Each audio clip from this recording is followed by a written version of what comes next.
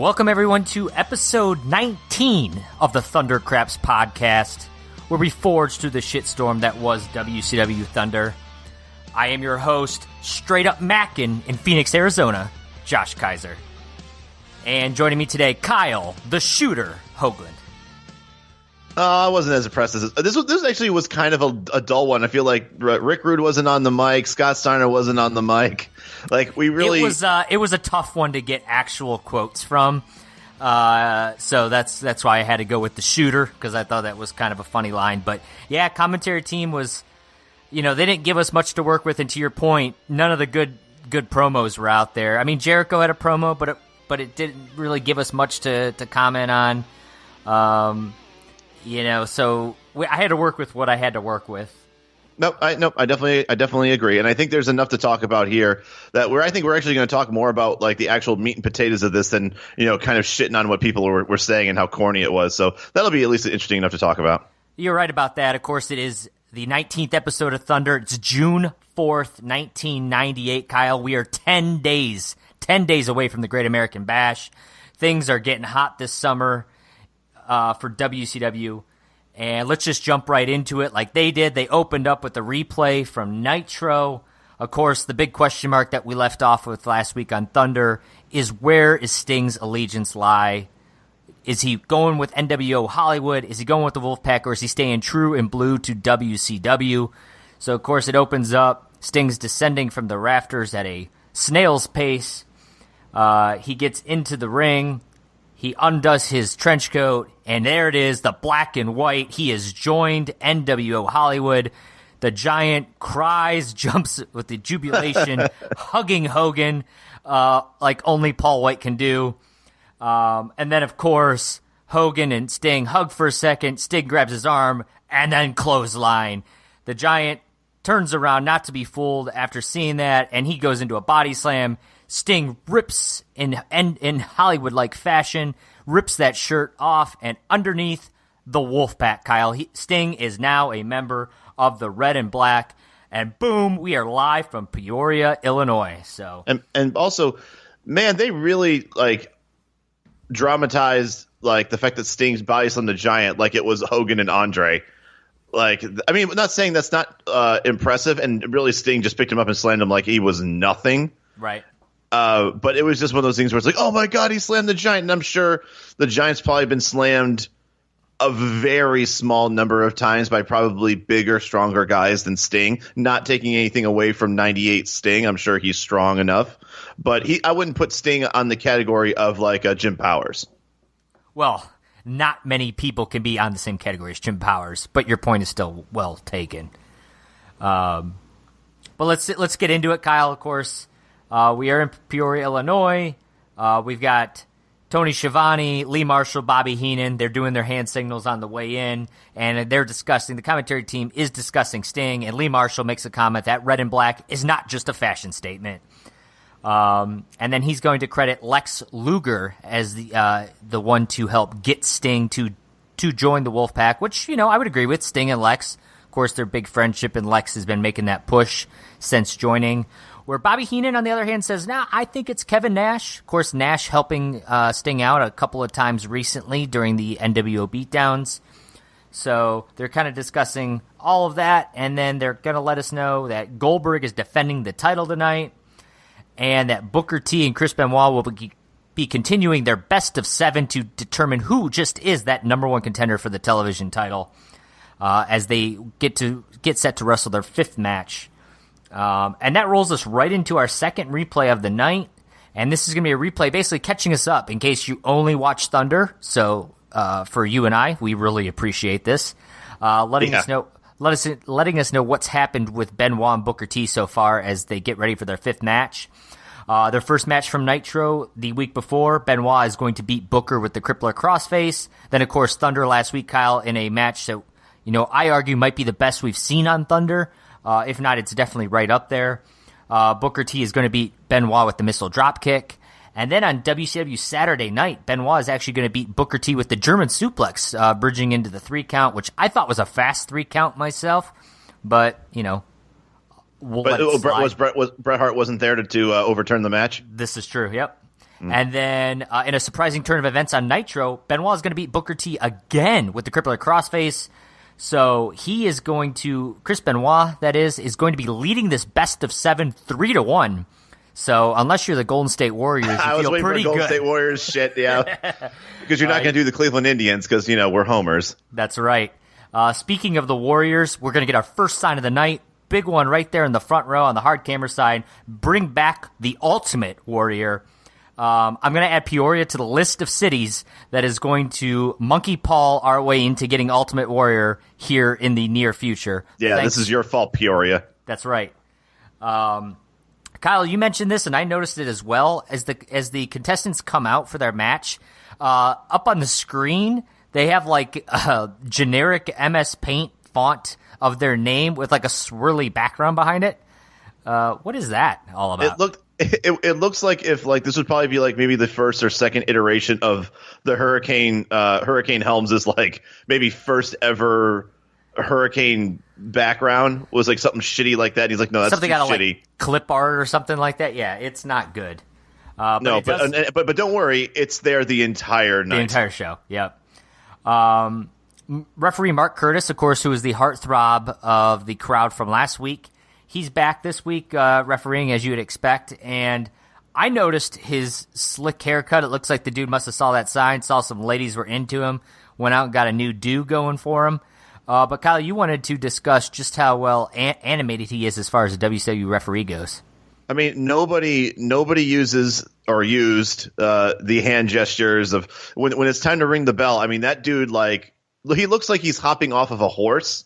Like a 5-year-old, like if a 5-year-old girl were to get off a pony and then like do like the double shooters to tell the bell to ring. He does like do that double shooter kind of thing going. He's so fucking excited to ref. I mean, he loves his job. And I keep on saying like loves, and he is. I mean, he did pass. He actually passes away maybe not even a year after this moment. I think he dies in like 99 or 2000. He's not around much longer. He succumbs to cancer, which is a real, it's sad. But I just find that very interesting. We're already kind of halfway through 98. I believe he passes away sometime in 99.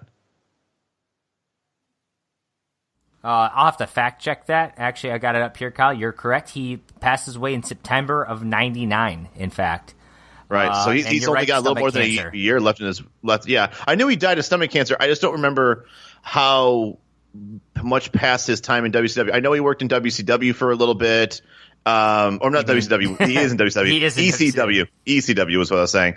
And then, yeah, I think, like I said, then I'm pretty sure towards the end of his life, obviously, he wasn't doing anything except, having cancer. So, he also wrestled in Smoky Mountain Wrestling under the name Cowabunga as a Ninja Turtle. Which I can totally see, and I would love to see more of. Right. But yep, so little info there. Rest in peace. Rest in peace, Brian Hildebrand. Brian Hildebrand, right. Or AKA Mark Curtis. Mark the Shooter Curtis. And the reason he is nicknamed the Shooter was after a fan attempted to interfere in a match between Psychosis and Dean Malenko in September of 97 Nitro. Dude, he fucking kicks that dude right in the neck. The invading fan slid under the bottom rope to enter the ring. Hildebrand, who happened to have glanced over just the man, jumped the guardrail. He kneed the fan in the face and placed the man in a guillotine choke and held him there till WCW security could take him into custody. Dude, don't mess with the Cowabunga, right? Shivani and Heenan found this amusing, with Heenan observing the smallest referee in the world just took him down. And Hildebrand's likeness is used for the cartoon referee in WCW NWO Revenge. He is. He most certainly is. And that, ladies and gentlemen, is our Thundercraps Wikipedia article of the day. So, we went on Reese's Wikipedia page last week before maybe, and this time, Mark Curtis. We'll see what happens next week. Stay tuned. That said, of course, we are in the best of 7 match. This match was pretty good. Not as good as last week's match, I don't think. It's going to be a little back and forth. Booker T, I think at one point he basically kicked the shit out of Benoit. Benoit's going to hit the 3 German suplexes. And the commentary team's going to basically mention that Fit Finlay could be sitting idly back while he watches these two wrestle, 7 matches. But instead, he's defending it every day or every time which again makes no sense to me because these two are fighting 7 matches to decide who fights Fit Finlay, and Fit Finlay's just giving title matches away left and right. Like, if they just said, you know what, how about Booker, you take him on Monday and I'll try him on Thunder on Thursday, they'd both not have to go through all this. Well, a best of 7 just doesn't make sense for the TV title because I think the whole point of the television title is that anytime that the champion's on television, he's supposed to defend the title. Like that's the whole point of it. It's kind of like the hardcore championship in WWF. Obviously, that's obviously more like no DQ, false count anywhere. But it's one of those things where like that match can be sanctioned anytime that you're on TV, and it's always for the title. Yep. And so to have somebody fight at the maximum of 7 times just to have a match with somebody who defends the title every night anyways that he's on TV makes no sense. But also we got to realize this is WCW. If the champion is wrestling in a singles match, it's 99% of the time for the title. So it's crazy, that part doesn't even matter. Yeah. But then I think Lee Marshall actually brings up here that he says, it may not help to sit there and rest, as the Bulls found out when they lost Game 1 of the finals to the Jazz. Of course, the Bulls would go on to win that in 6, but who cares? Benoit's going to hit the flying headbutt, but out comes Stevie Ray. Of course, he's going to be coaching up Booker T, which we saw last week when after the match he basically called out Booker T. Stevie Ray called him out and said, you need to be tougher. So he says, do it like we do in the hood, which thanks to Lee Marshall, I found out when he meant do it in the hood, it in fact was a little-known reference to the 110th Street of Harlem where they grew up. So thank you, Lee Marshall. That said, at one point, Benoit is going to kind of toss Booker T onto the apron, that he's going to kind of talk some shit to Stevie Ray. This is going to lead to the missile dropkick distraction from Booker T and the 3 count. The series is now 3-2 Chris Benoit. I gave the match 2.5 stars. Like I said, it was a pretty good opening bout, but nothing compared to their match last week. Yeah, and I agree. And I gave it a little bit of higher rating, but not the same, obviously. I think I gave the other one like a 3.25 or 3.5 star. I gave this 2.75 stars. Still thought it was a good match. One thing I want to give points for is the fact that Stevie Ray was there, and I only say that because last week, when Booker T won, or no, was it last week or 2 weeks ago when we saw Stevie Ray for the first time on Thunder? But either way, Stevie Ray, basically just stressing the whole idea of, trying to get back on his good side with his brother, and it just would have seemed really weird that Stevie Ray showed up for like one of Booker T's losses, and then we never see him again for weeks. So I'm just glad that he's now coming down to the ring and being a little bit more active. At least it's creating consistency with the fact of like, hey, what is Stevie Ray doing here? Oh, now he's starting to be a little bit more noticeable in Booker T's matches with Chris Benoit. So, and obviously the score is now 3-2 in favor of Benoit. They're going to wrestle on Saturday night. I highly doubt that Benoit's going to finish him off on Saturday fucking night. Are they wrestling on Saturday night? I don't think they announced that. There's a good chance that it could be they could go to Nitro for match 6 and then next week's Thunder for the 7th match. Oh, you might be right, but I'd have to look more into it. But you might be right. But if they do continue the way they're doing it, then that means that they would have match number 6 on Saturday night, and there's no way that Benoit wins that, right? Oh, yeah, absolutely. I mean, they're not – at this point, I don't think Benoit is going to win the 6th match regardless of where it's aired, but if it's on Saturday night, it's definitely not happening. You're not going to have a best of 7 and have it end on Saturday night. It just isn't happening. Right. After this, we're going to get a Giant promo. Which is starring the Giant. Right, yes, nice. Okay. The Giant's going to come out wearing both belts. He's going to get the microphone and open with a, hey, yo, and then kind of give like an eyebrow to everyone, like, hey, I did a Scott Hall impression. It was pretty cheesy as far as I'm concerned. Of course, he's going to be talking about the Sting. He's going to be talking about Sting here and says that, Sting, your colors, red and black really doesn't suit you. But, I can live with that. But what I can't live with is you sticking your nose in my business and body slamming me. And then he's going to basically say that he has a tag title, so he's going to pick a new champion to be his tag partner since he and Sting aren't going to get along. And he brings out Bryan Adams. And I just have to note, Bryan Adams comes in the ring. Bryan Adams isn't a small dude. He looks like the Giant just dwarfs him, which just really is amazing, just how big the Giant is. Well, Bryan also Adams, in comparison to like 97 or 96 Giant, even when he was kind of big then, Giant right now in 98 is, I wouldn't say balloon. He's not like a fat guy, but he's much broader in 98. Like he's still growing at this point. Like he hasn't had that surgery where a lot of those guys who have that disorder where they just can't stop growing. He gets that surgery, I think, a couple years from now in order to kind of control his growth. But yeah, he is a mountain of a fucking man in 98. And yeah, and like I said, Crusher, Bryan Adams is a 6'10", 340 guy, and he looks like a tiny man compared to the Giant. Yeah, he really does.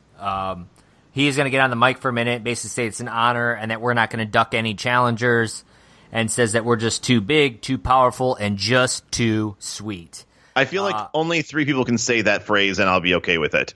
And none of them are Bryan Adams. And none of them are Bryan Adams.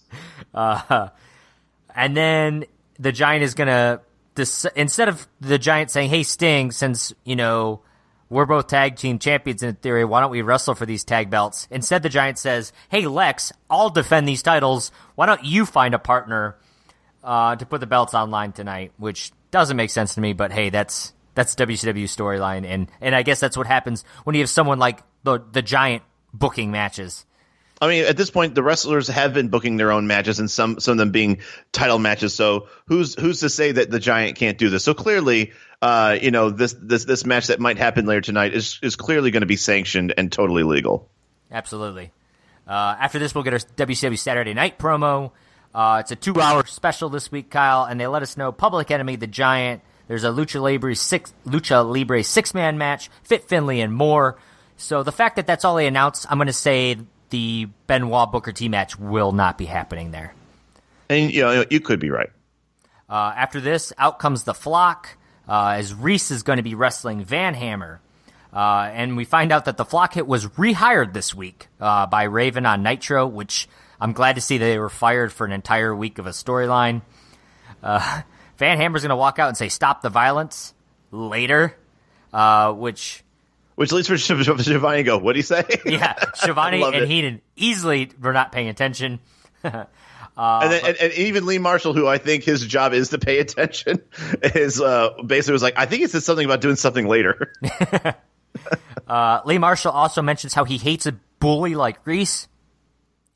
But really, there's not much to say about this match. It's garbage, as you can imagine any match with Reese is.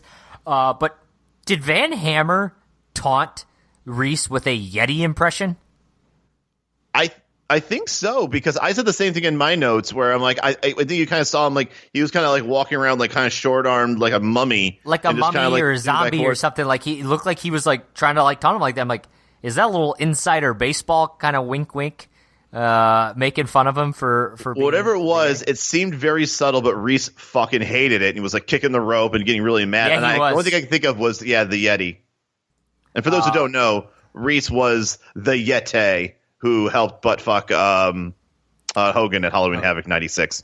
I mean, we did talk a lot about 95 recently, so that would have been 95. Yeah. 95, yeah. And then Lee Marshall, ever the detective that he is, starts talking about Lodi, who's out there, of course, with his little signs, and says, Lodi's signs don't make much sense. You wonder if they're maybe giving cue cards or signals to the to his friends in the ring. Sort of like how a catcher shows up signals to, or in baseball where they give signals to one another on the same team. If that doesn't make any sense to you, you're not alone. Because it doesn't make sense. Right. And Heenan and Shivani literally just changed the subject because they're like, what the fuck is this guy talking about? As you can imagine, I'm not talking about the match at all because there's really nothing else to say about the match. Other than Van Hammer threw some of the worst punches I've ever seen. I don't blame Hammer. I think that's more Reese. I know that sounds like it doesn't make sense, but I think that Hammer had to go slower because I don't think Reese is on a level where he's able to kind of like torque back in a fast motion. Because we saw Hammer fight Saturn, and Hammer did not do those types of punches to Saturn. Yeah. Right. I think that's right about that. It's more Reese. Horace Boulder is going to hit Hammer with that stop sign. This is going to lead to that, double-handed choke slam. which gives Reese the win, as the referee didn't see it happen. I gave the match a star and 3/4. Reese is really bad at wrestling. I love the referee trope of refs are 100% deaf at all times. I'm pretty sure if someone got nailed with a stop sign and you hear that huge like sheet of metal hitting someone in the head, you'd be like, "Oh, that sounds like metal. That sounds like a stop sign being used. Who's holding a stop sign right now?"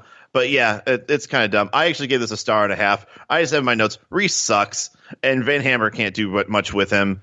And I also gave it a little bit less, and I usually don't do this for after match shenanigans. Even the beating that the Flock did was really phoned in and fucking stupidly. Don't disagree with you there. And of course, as you mentioned, after the match, the Flock is going to beat down Van Hammer. This leads to Juventud coming out, kind of helps clear the ring. And just as he's about to square up with Reese, Hammer sort of tackles him to the outside to keep him from getting himself in any trouble. Kyle, are we really pushing towards a Juventud Guerrera Reese match for Great American Bash? I thought they wrestled already, and Reese won. I thought they already had a match.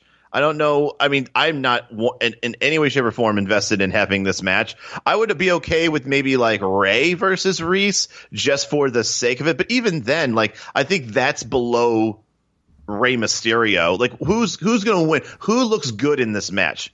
No one, because Reese should beat Juventud, and if Juventud beats Reese, that buries Reese, and Juventud doesn't wrestle those guys on a normal basis anyways. So what does that even do for him? Like, this match is a total gimmick match that gives nobody any extra points for doing it. They're pushing that whole David and Goliath thing, and Hoovy, they never surrender, so maybe they'll have him kind of be beat down Which a lot. is fine if there was a title on the line, but there's nothing on the line with this. Yeah, I don't know. What's he gonna do? Like, put the mask back on? Like, what the fuck is what's the stipulation here? Like, does Reese have to give up his plaid shirt he has tied around his waist? Like, I don't know what the fuck's going on, but I'd find it funnier if maybe if Reese loses, then like Hoovy gets his plaid shirt and then he gets like wear it as a dress.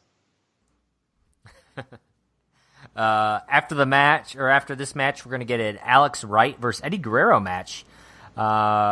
Eddie sort of, after Alex Wright comes to the ring, Eddie sort of does the shuffle like he's about to poop himself as he runs to the ring. He's going to get on the microphone and said he's been receiving a lot of mail and phone calls in regards to Chavo. People asking why he's been acting so strange, and he thinks it's either the caffeine, the stress, or maybe he's constipated. And he basically says he gave Chavo the night off to spend some time talking to a therapist, David Pinzer's dad. So I don't know if David Pinzer's dad is actually a therapist. I tried finding it online. I don't know if it was just an inside joke or what, or just Eddie trying to be funny. But that's what he says. He lets Chavo know that Uncle Eddie loves him. And this match really doesn't even happen because Chavo does come out and kind of gets involved in the ring, but Alex Wright's going to immediately toss him out of the ring. The ref's going to call for the bell. Sort of a DQ finish. And after the match, Chavo is going to continue to act crazy to Eddie, asking him to slap him and beat him and apologizes to him and just trying to really throw Eddie off his game. And it sounds like, I think the commentary team mentioned that Eddie and Chavo have a match at Great American Bash, if I caught that right. Yeah, that's correct. And that's the reason why Eddie keeps telling him, hey, take as much time as you want, because he doesn't want anything to do with this crazy son of a bitch. So he's supposed to wrestle him at Great American Bash, but he's trying to like put him into therapy and make it so like Eddie can get out of having to wrestle him. Right. And then Alex Wright, who has no idea what else to do, just starts dancing his way out of the ring because he's like a programmed robot at this point. As much as I'm just glad that we actually had a match where there was actual theme music. We just had a match just recently, like with Reese and Van Hammer, who don't have music at all. The Flock don't have music, right?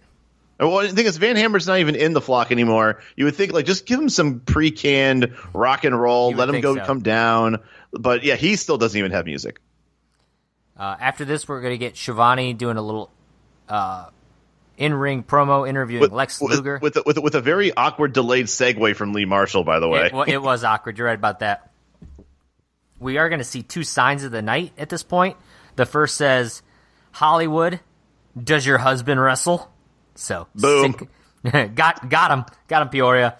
And then another badass, hard-ass fan in the crowd with the DX for life. And then on the back it said HBK for life. So nice job. You really got him. You really got him by paying a ticket to see a WCW show, but showing your true loyalty to the WWF. Nice work, Peoria. Oh, I would do that. Like if I knew that like the hard camera was like facing me, I would like this is the time where I bring out like I would definitely just bust out my WWE WWF poster just to get myself on TV. It's live. You can't fucking change it. Tough guy over there. Tough guy, right. Peoria. We both noticed this, Kyle. Of course, the Wolfpac music's playing for Luger, and there's like a loud snarling like wolf noise, like a growl, and I do not remember this at all being in their theme music. I don't know if this is like an over edit, if this was actually a thing back then, and I just blacked it out of my mind. I just don't know.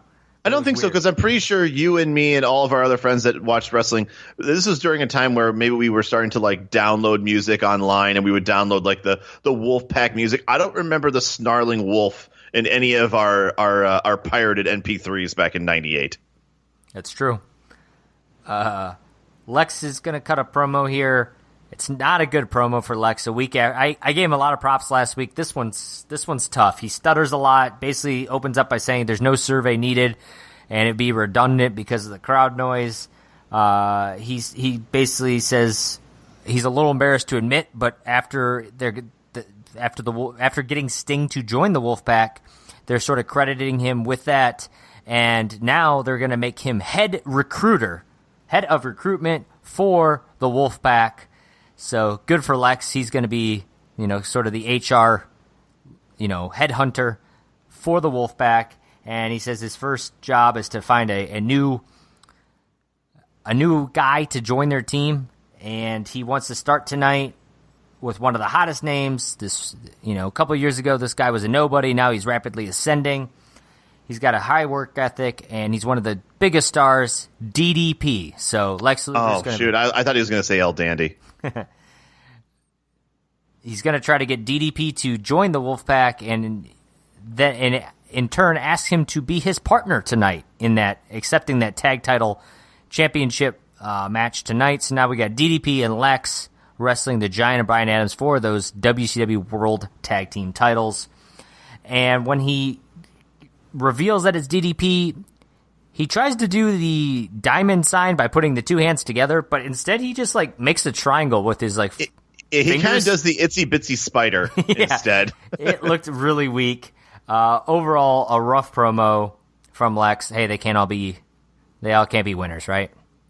I mean, I think we've only seen one winner of a promo coming from him, so I think this is more par for the course. That's true.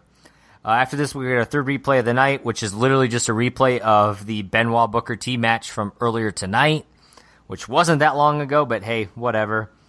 And then we move into our television championship match, which is probably why they showed us that. Fit Finlay defending his title tonight against Psychosis. The number one contender. Yeah. Congrats to Psychosis for being a number one contender, not having to wrestle somebody 7 fucking times to do it. And commentary basically continues to let us know that Fit's a defending champion.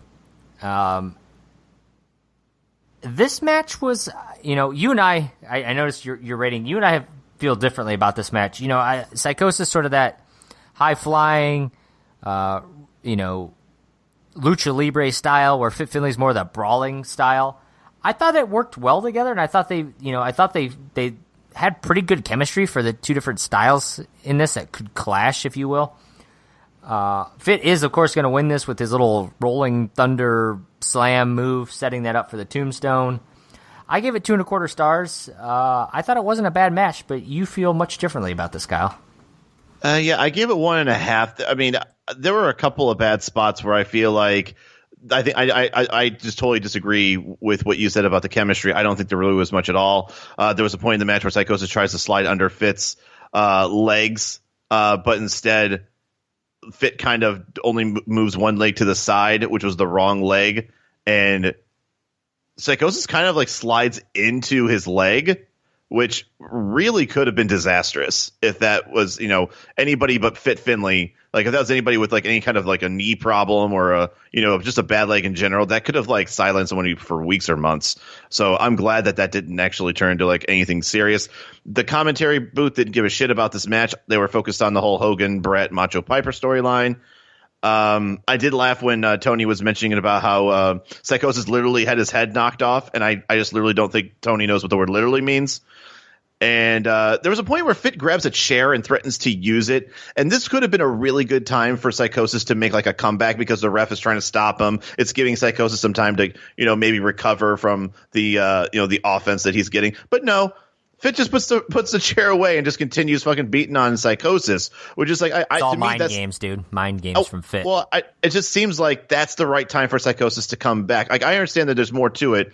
That could have been more to it, but I feel like that would have been a good time for Psychosis to make some sort of comeback, and that didn't happen. You got boring chants from the crowd. They didn't seem to give two shits about this match either. But in the end, Psychosis really doesn't get much going until he does like a top rope Frankensteiner or Hurricane Rana that finally the crowd does like a small pop for. But that immediately... I was impressed on that move, though, because it doesn't seem like a move you would see Fit Finlay have done to him. Yeah, right, yeah. Oh, I think he's athletic enough to take it, but literally like 20 seconds after that was done, that big move, Fit just throws Psychosis into the ring post, hits that like Samoan slam, Green Bay plunge, whatever you want to call it, and then the tombstone. So I really wasn't digging the match. It was uninteresting compared to the storyline for the number one contendership match. And I think that's the reason why I'm rating this is that there's more interest in who's going to be the number one contender for this match than Fit Finlay, the actual champion, taking on all comers. And we've given him some credit on some of the other matches, but the offense was stale. There wasn't enough of Psychosis getting anything done to make this match a little bit more exciting for the crowd. I just think the crowd did not care for it. That's why I gave it such a low rating. Fair enough. I won't argue any of that. After this, we get the halftime segment of the show, which I didn't realize was the thing. It's not. Shivani lets us know we're midway through the show, and they're going to discuss Diamond Dallas Page, and if he's going to join the Wolfpac. Of course, Lex, head of recruitment, is going to, offered him that match. They're going to have the tag title match later tonight, and this is going to be a topic of conversation the rest of the night. Heenan's going to be discussing what kind of perks, what kind of money the NWO might be offering DDP, almost like he's a free agent, and, what kind of perks come with that. And then we're going to get a replay. It's our fourth replay of the night. It's from Nitro, and it's almost like how the show might have opened up. It's the entire Wolfpack's in the ring. Lex is on the mic basically saying he's waiting for an answer from Sting. Says that him and Nash are going to have an open challenge to anybody for a tag match that night against NWO Hollywood. I had to laugh, Kyle, at your notes because I thought the same thing. Nash is rocking a Make America Great Again hat, but it says Wolfpac or something on it. But it looks like a very hastily made hat. Yeah. There's only probably one in existence, and Kevin Nash owns it. From far away, and then I'm like, what? Because it's just like the hat is like so iconic now, I guess, for lack of a better word. And when they zoomed in, I'm like, oh, geez, like that's exactly what I was thinking. Then they flash to the NWO Hollywood's in the ring. Hogan says it'll be a pleasure to show Sting, who the true power stable is in WCW or NWO, and him and the Giant are going to wrestle in this match. Then we flash forward to the match. Hogan's hitting Nash with a belt to get disqualified. Sting's going to descend down, and then basically we see everything that we saw in the opening part of the show, which, again, I don't know why they do this. They show the main event to open the show, and then we see it again and the build-up in the middle of the actual show. I just don't understand the way they do that. Well, I understand why they do it. They shouldn't do it, but they're basically doing it because they think it's super important to make sure that in case you missed the first 2 minutes or 3 minutes of the show, maybe you were making some oodles and noodles or you were taking a dump. They want to make sure that you were able to see the the biggest decision in the history of sports. Fair enough. Our biggest match in the history of sports is going to follow this. Oh, hell yeah, dude.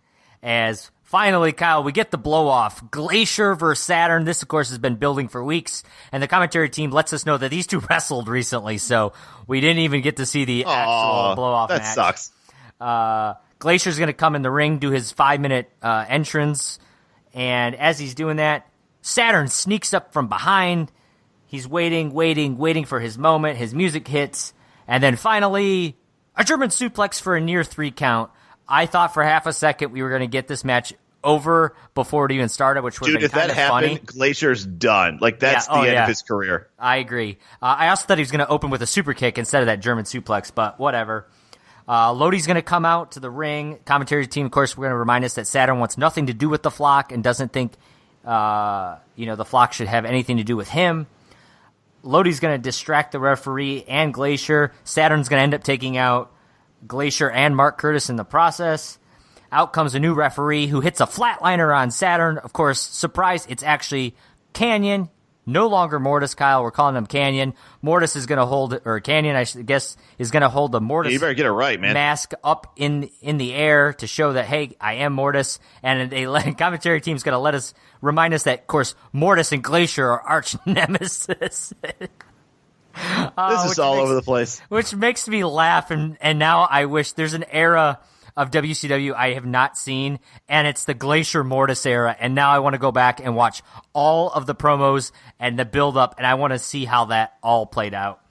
That said, Canyon's going to leave. Glacier's going to hit the cryonic kick, and he's going to get the 3 count on Saturn. This was a star and 3/4. The match was garbage, but there was some decent, okay storytelling here, and we find out that Canyon and Saturn, which you thought Canyon and Raven, of course, have been built up, but nope, Canyon versus Saturn at Great American Bash. Looks like we're going to get the slow story build up for Raven and Canyon in the process. What'd you think about the match and everything else going on? So first of all, I didn't even think that they kept on saying that this guy or Mortis wasn't even contracted anymore with WCW. That's why he's been coming in looking like a guy from the outside or a bystander or a construction worker or a drink dispenser guy. He's the reason why he has to do that is because he's not employed by WCW. So apparently he is now, and he's getting an immediate pay-per-view match. I don't know. I feel like Canyon's almost getting some Raven pull over in the WCW offices for him to already get some pay-per-view money after just getting hired back into WCW after a week. I give this 2.25 stars. The match started off kind of one-sided and not very exciting if you're looking at pure wrestling. But the ref getting knocked out to Canyon disguised as a ref and laying out Saturn. It was a good choice to bring the crowd back to life because I think no one gave a shit about this match. I think this got the crowd back into it and kind of give a shit. I would have liked to see a conclusion with the Saturn and Glacier feuding, even though it's probably way low in the rungs of storylines.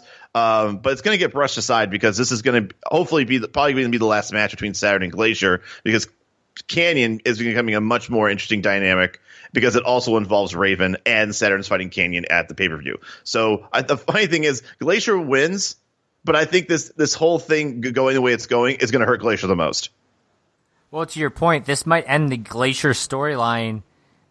Which means it probably ends Glacier because he has no story. Right. So does Glacier actually come out on top then in this feud with Saturn? In the annals of wrestling, I guess the answer would be yes. But in the end, remember, it sounded like Saturn did beat Glacier in their other match. So maybe they need a third match to, finally decide. I will be shocked if they have a rubber match. Shocked. Yeah, I would too.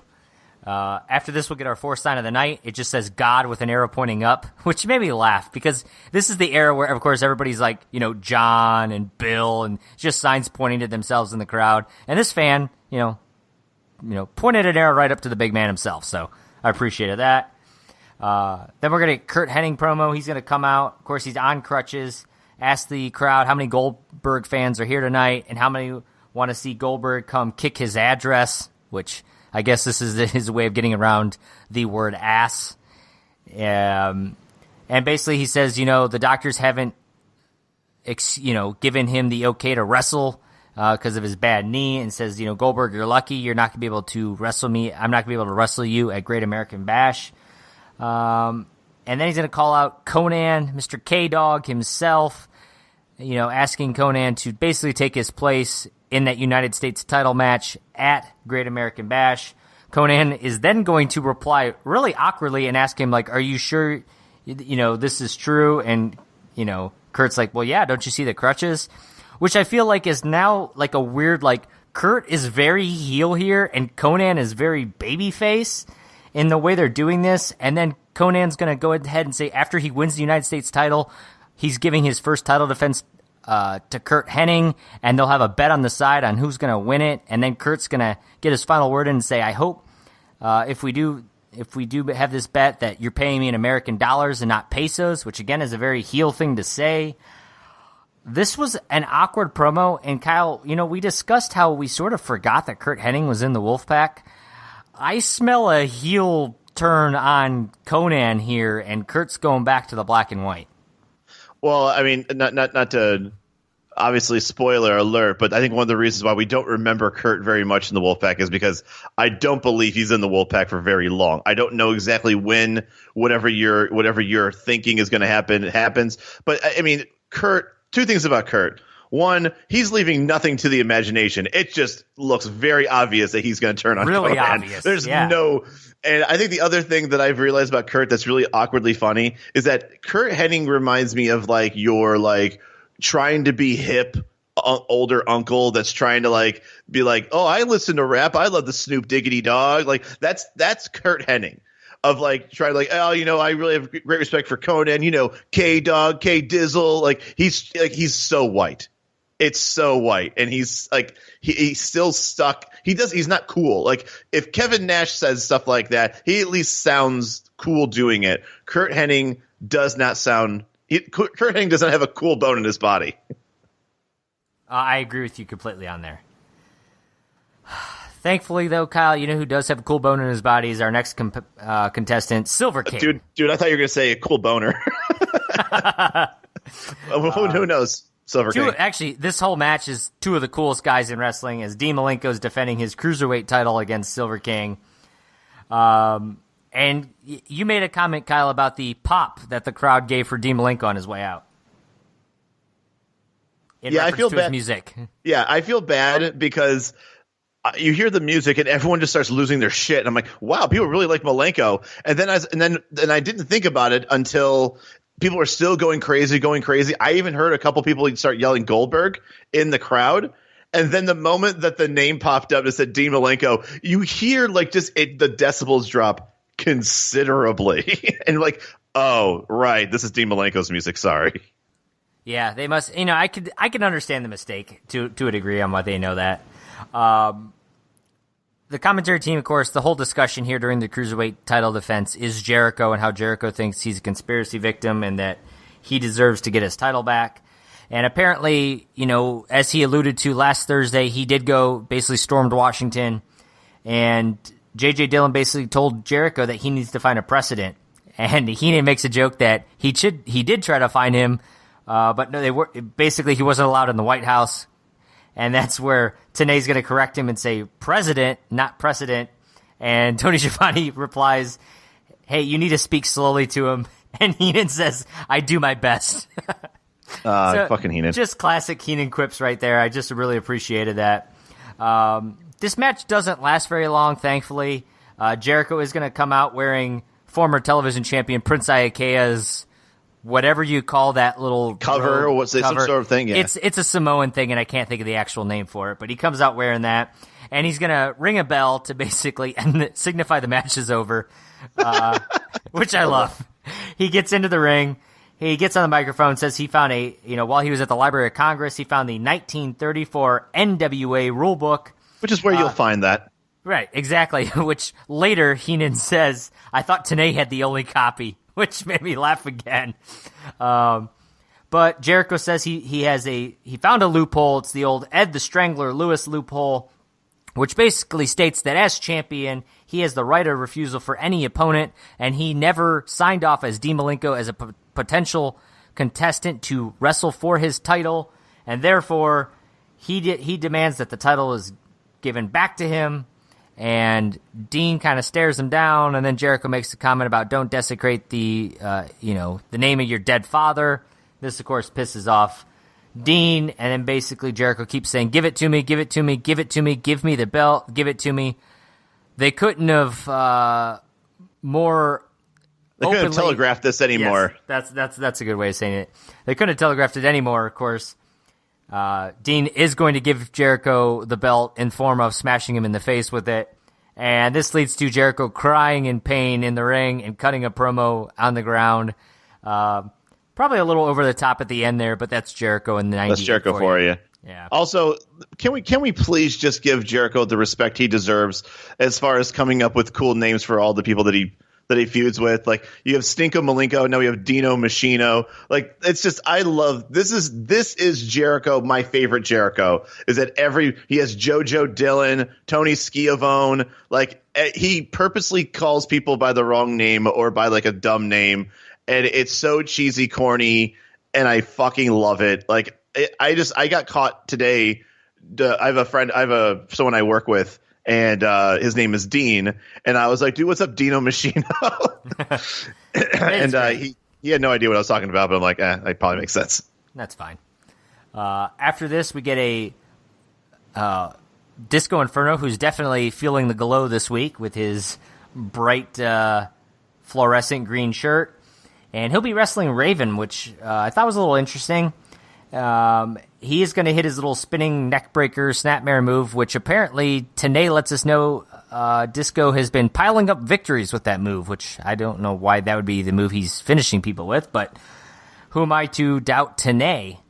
Naturally, Raven, because it's Raven's rules, is going to bring a chair into the ring. He's going to Irish whip Disco into the corner, into that chair. Then he's going to set it up. And I expected the drop toe hold at this point, but instead it's going to get reversed, and Disco's going to throw Raven into it, and then Raven's going to get back up and put Disco in the drop toe hold into the chair. So there's a Thunder Bingo spot for you right there. Even flow. Raven's going to win this match. I give it a star and 3/4. I actually was really disappointed in this match. I thought, Raven and Disco could put on a pretty good match, and I was severely disappointed in this one. I gave it 2 1/4. It was a rather short match, but I thought it was entertaining at least. I did actually like kind of the swerve of we thought we were going to see the drop toe hold, then we didn't, and then we later did. And like, I was glad he went back to it. So I thought we were going to get teased, and then we ended up getting it. So good on Raven for giving us what we want, making sure we get that bingo spot filled.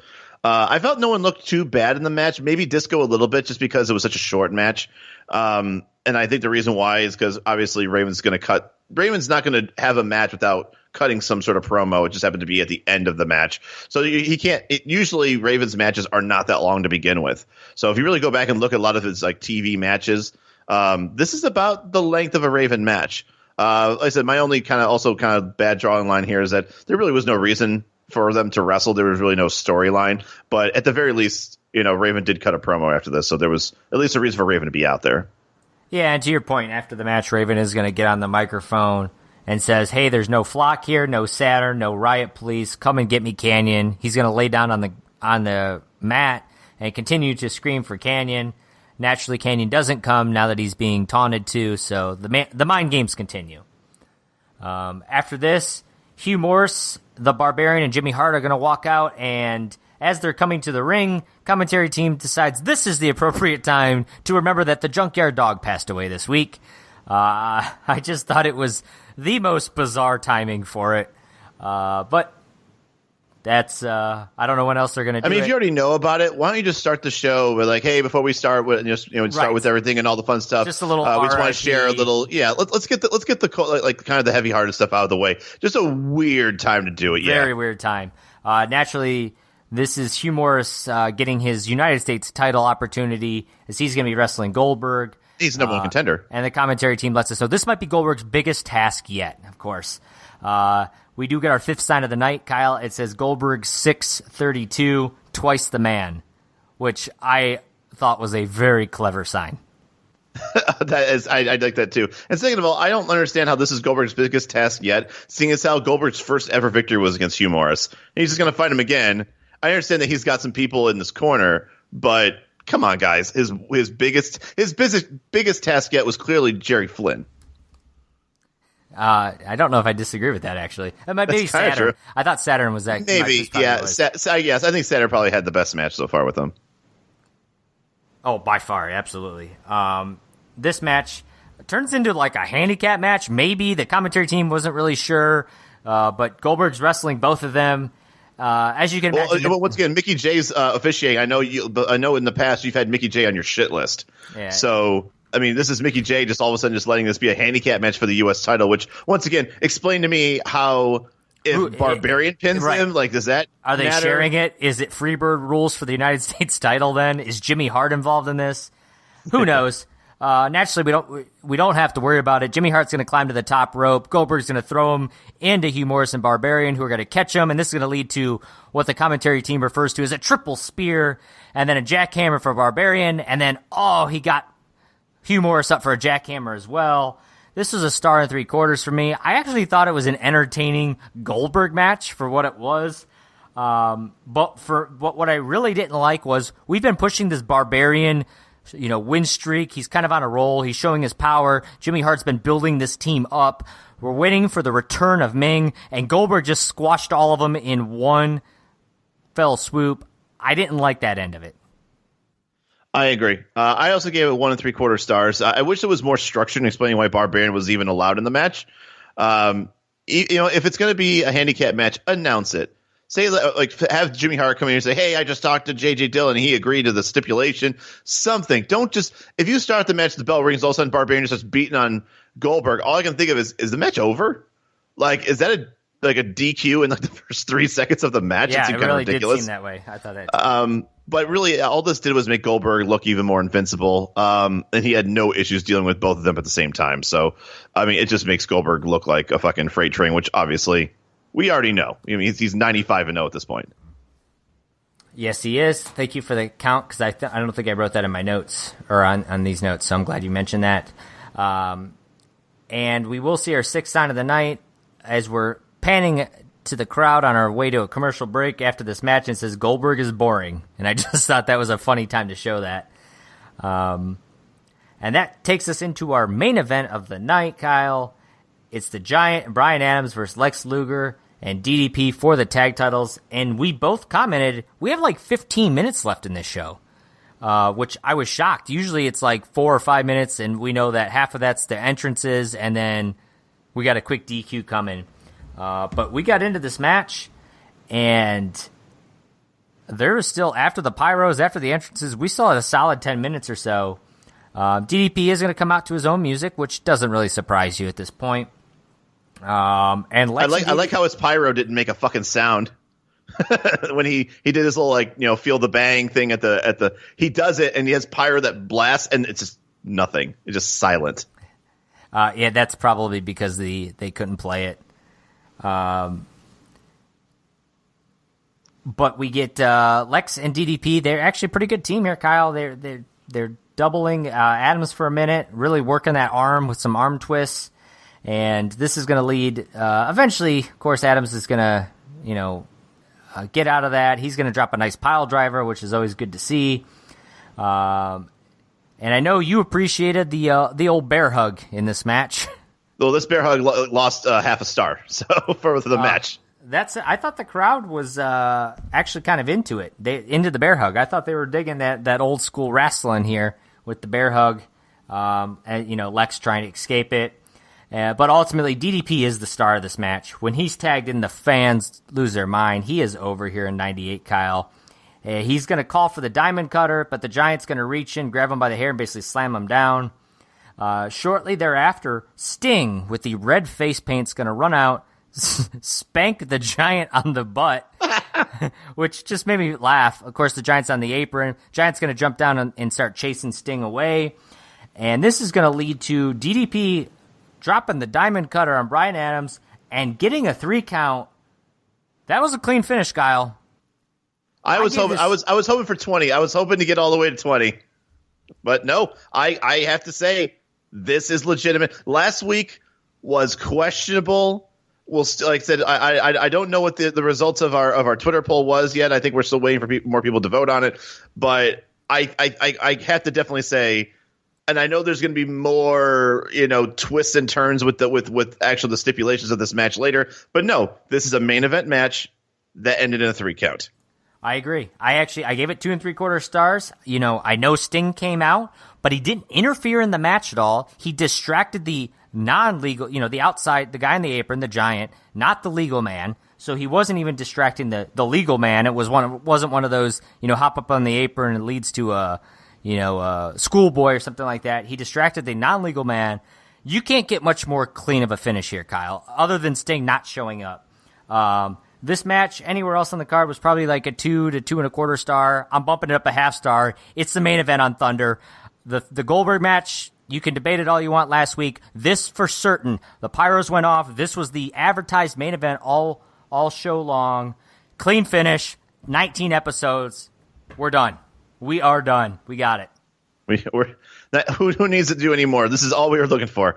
I gave it 2.5 stars. I thought the match was fine. A pretty standard face and peril tag match that has been done 1,000 times. I mean, these guys are mostly, other than maybe the Giant. I mean, those guys are pretty much veterans in the ring. They know how to do this type of match in their sleep. I did have a little bit of an issue with the Sting distraction, and the only reason why I say it is because normally when a face comes out to do any kind of distraction or to come down and save his team, it's because the heel team is cheating. At this point, there really hasn't been any cheating on the face side, on the heel side. No, they not might be particularly. Other than I mean, Giant pulls the hair, up, but that's just good strategy. Right, that's what I'm saying. I think that the face side would have done the same thing, jumping in, stopping, kicking and stopping, counts and stuff like that. Sting basically just came down and distracted the Giant. I understand that he wasn't the legal person at this point, but this is not how normally a face person. Usually, a face wants to let his face teammates earn and win the title, because all this does is make it seem like the reason why there was a title change in hands is because Sting came in and interfered with half of the team.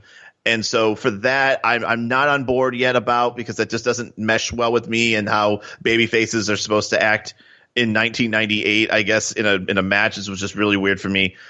Still, once again, I do agree. Finally, we made it. 19 episodes. Oh man, what a strange and wild trip this has been. Absolutely. And of course, it's gonna get a little stranger, Kyle, as the post match. We're going to get a phone call from J.J. Dillon. He's calling from a satellite phone or something, apparently. He apologizes for the poor sound quality. He said they've got bad weather in Atlanta, and Shivani and him are going back and forth. Apparently, the executive committee here at the CNN Tower were burning the midnight oil, but they took a 2-hour break to watch Thunder tonight. They saw what happened, and they said, congrats to Lex. Dude, you know CNN executives are not watching Thunder. Right. Oh, no, not at all.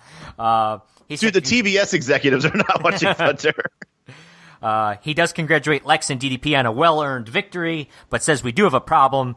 And it's to what you alluded to early in the show, Kyle. The Giant is not a booker and, in fact, cannot put the titles on the line. Why make that rule now? They've been doing this for months, having the wrestlers book their own matches. He says the Giant and Sting are, in fact, the tag team champions, but it's obvious the two of them do not see eye to eye. They cannot defend the titles together anymore.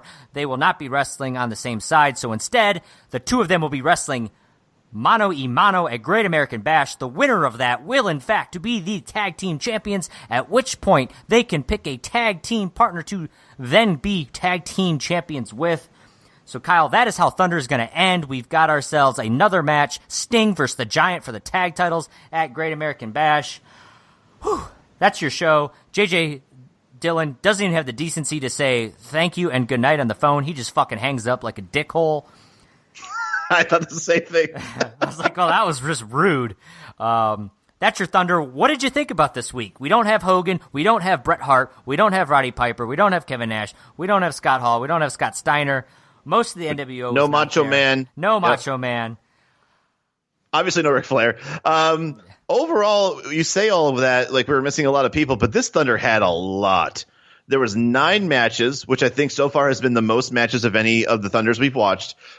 Almost half of them for titles. We had 4 titles on the line tonight, and one of them potentially changed hands until, I think in your notes you called him Wet Blanket JJ Dillon. Had to go and ruin it. But, man, there was a lot of story-driven content. You had the Eddie and Chavo dynamic. You had Canyon, Raven, Saturn. We had Malenko and Jericho. Saturn, it looks like that's Glacier. Shut up with Saturn Glacier. And then, obviously, the big one, and the one that was, I think it was one of those things where, like, wow, what a crazy turn of events it would be if DDP joined the Wolfpac. But it was something that was in the air. They did win the match. It looked like him and Luger were on the same page and celebrating. I mean, when the adrenaline's going and the emotions are running high, DDP might have just easily been like, you know what? Fuck it, dude. I'm joining the Wolfpac. But then he finds out J.J. Dillon reversed the decision on giving them the belts. Now he's fucking pissed. And next thing you know, he's not going to join the Wolfpac. So, you know what? DDP not joining the Wolfpac might have totally been J.J. Dillon's fault. And for that, I say, you know what? Thank you. The WCW needs some people. All right. Oh, El Danny can't. El Danny can't carry the load by himself. But to your point, we know in hindsight, of course, that DDP doesn't join the Wolfpac. But at this point, we leave the show. He's holding the tag title with Lex Luger. They don't know J.J. Dillon's decision at this point.